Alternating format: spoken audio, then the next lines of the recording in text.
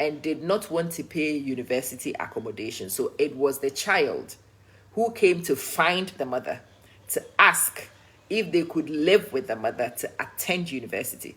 And obviously, it was the child who negotiated with the dad. I can live with mom. I can stay there. We don't have to pay for accommodation. You. And everybody agreed.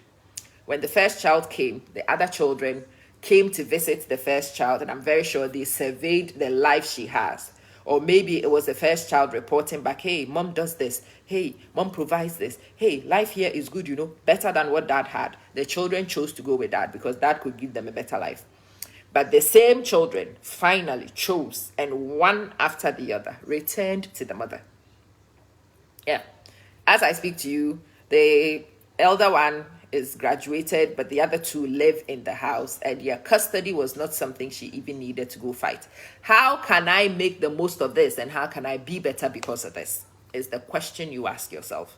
And the people who know this question, the people who ask this question, the people who move forward with this question, they do so much better as a result. There was, in the year 2000, there was a Nigerian child who was killed. Damilola, do you guys remember Damilola's story in London? I can't remember his surname. He was 12 at the time.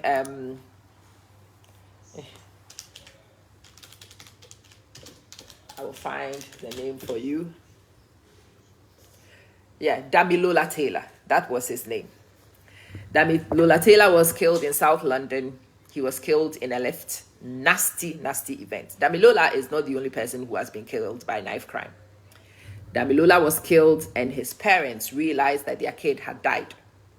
And what they could do was become public advocates. And there are a lot of parents who suffer atrocious events, and they come up.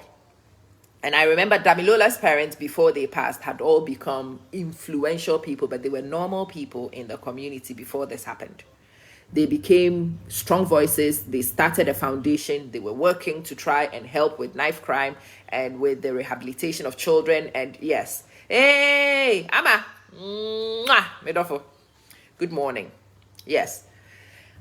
How can I make the most of this? What can I do as a result of this? The reason why I brought the Nancy Ume into this story is because I want all of you here to realize that when people suffer violence, they suffer mental violence as well. You can now see Cora Obidi very confident and so on, but go back and watch the Cora Obidi just after the husband came and made his announcements. Cora Obidi wouldn't speak. Cora Obidi had her tongue tied. She could not speak. She was being gagged. She was held to ransom. It took a sister like Nancy to come and stand firm, to come and be willing to fight with everything she can, to eventually give her sister the voice so her sister can move on. Every single one of you needs to aspire to be a Nancy for your little sisters, for your cousins, sometimes even for your big sisters, for the neighbor's wife, for everybody. If you see somebody suffering mental abuse, verbal abuse, any kind of abuse, understand that the abuse will affect their mind. And the abuse will affect their mind and limit their ability to fight back. So you should not sit back and say, people say, well, she should fight back. Yeah, she's damaged. She can't fight. Abuse is like HIV. It attacks the very thing you will use to defend yourself, your mind. The abusers know this, so they will go for this. They will deprecate you. They will reduce you. They will make sure you have no confidence to go forward by the time they are done with you.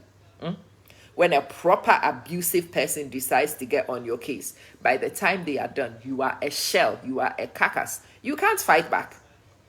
So you will be silent and just let him continue. And that's what would have happened with this Justin Dean Cora Obidi saga if Nancy Ume had not stepped in.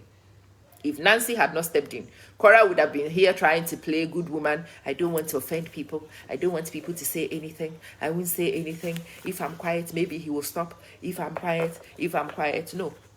If she was quiet, she would have been finished by now. Her children would have been taken from her by now. If she didn't learn to fight back, if she didn't learn to position, buying that house was incredible, because buying that house proved that she was stable.